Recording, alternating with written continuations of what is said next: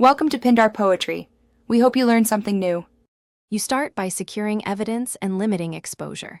Capture the process ID, module name, timestamp, and exact error text so you know where the overrun happened.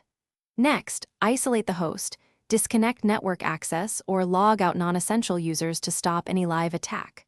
Once contained, create a memory dump and collect application plus system logs. Reproduce the crash on a controlled test machine. This gives you deterministic input to debug without harming production, and explains why the buffer overrun occurs. Now you debug to find the exact code path that writes past the stack buffer.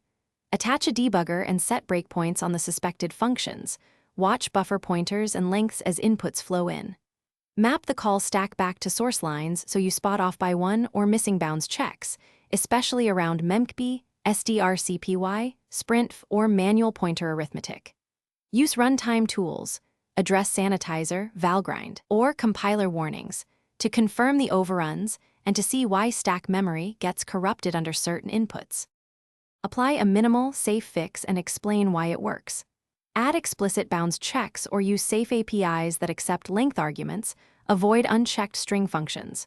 Rebuild with stack protections enabled, enable stack cookies, /gs, dep, and asler, then run regression tests and fuzz the interface to validate stability.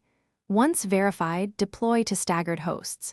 If crashes continue, revert to the previous safe build and escalate to a senior engineer with your dump, logs, and repro steps.